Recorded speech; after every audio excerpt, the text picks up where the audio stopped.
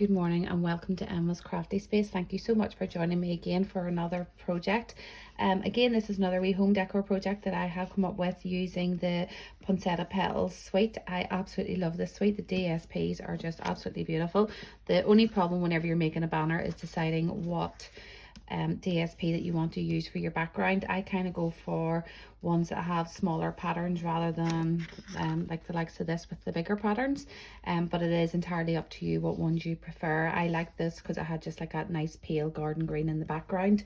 Some of the items that I have used are maybe no longer, so the large letter dies, for example, I still absolutely love these dies, but unfortunately you can no longer get them. But you could use any die that cuts any letters out for you. Obviously this is only says joy. For Christmas you could use Noel, peace, Merry Christmas, Happy Christmas, just whatever you prefer. So I'll just bring this up close to the camera so you can see the detail on it, so that you can see that you've got your little sprigs there cut out in garden green. You've got a vellum circle, scallop circle, you've got a garden green scallop circle, and then you've got the stitch circle.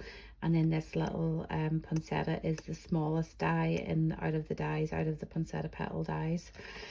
So I'll just set this to one side. Obviously I'm not going to show you how to make every single one because it would just be boring. So I'm just going to show you how to do one pennant. This is a brilliant little tool. It is We Are Memory Keepers, and it's their banner board. I'm not too good at using this. I know what I need to use it for, and that's pretty much me. I'll show you just quickly how I have achieved my banner with this one. So the DSP I have cut is 4 by 6 inches, so basically means you're getting 6 pennants per 12 by 12, and I just put mine to in between 4 here and bring it up to that line. Just make sure you've got it all sitting nice and snug. There's magnets on this, so it kind of holds your paper in place for you as well, which is even better.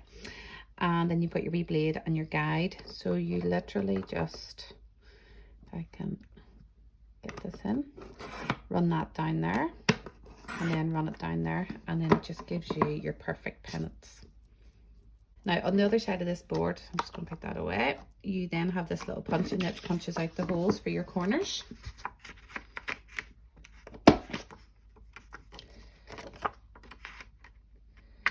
So it does make making banners very easy. It's a bit of a tongue twister.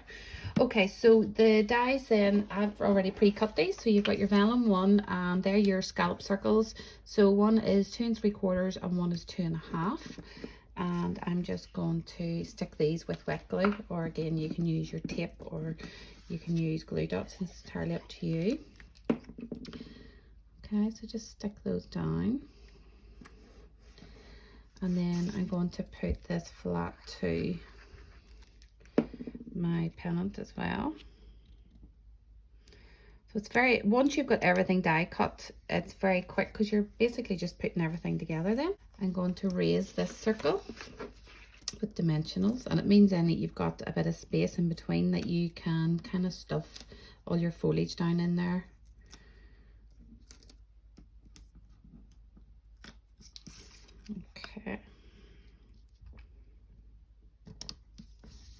Okay, just make sure it's stuck, and I'm just going to do another J because I already have it pre-cut.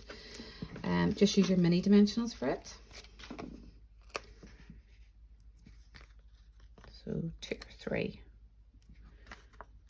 just for support, because you don't want to go saggy in places, especially if it's something that you want to maybe bring out every year. You want it to be able to be kind of sturdy enough and robust so that it can store well and then come back out for the following year. Just kind of eyeball that and see what position you want that to be in. So this is my little flower. Years ago we used to always use like pokey tools and that to kind of get our flowers. I still use that technique. You can do it on a stamping mat, or you can just use like the you know, the cone shape in your hand. Okay, so again, a little bit of glue. And it's entirely up to you where you place this. I'm just going to set it there. And I'll let that sit in there. Now I've already pre-cut some of these wee things here. So these are out again out of the Poinsettia Dies, and I've cut them in garden green just to be in keeping with the background here. I'm just going to snip off some of the stalks just to make it a bit shorter, and it means then it's not so taily and hanging out. And then just lift that and place them in. Now again, you could probably, if I was doing this again, I would maybe do these in gold just to kind of give it a bit of a lift. Or even like a shimmery kind of gold, like the glitter paper, or glimmer paper is what it used to be called. And then again, just in behind there. And if you want to, I'm going to add a third one because I thought the original banners were just a wee bit sparse. But if you don't want to keep adding, you know, a full sprig, these are quite robust and you can cut little bits off them. So again, just a few little bits of glue.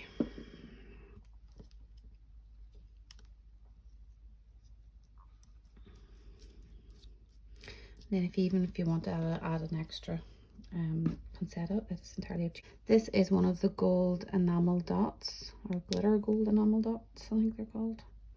So I'm just gonna put that in the center of that little poinsettia. And that'll just give it a wee bit of a lift. Okay, now I always use, I'll show you the original banner because that's the pennant actually finished. So you can see how quick that has been.